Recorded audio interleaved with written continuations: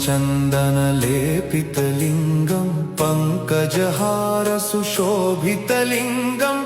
सञ्चितपापविनाशनलिङ्गं तत्प्रणमामि सदा शिवलिङ्गं देवगणार्चितसेवितलिङ्गं भावैर्भक्तिभिरेव च लिङ्गं दिनकरकोटिप्रभाकरलिङ्गं तत्प्रणमामि सदा शिवलिङ्गम्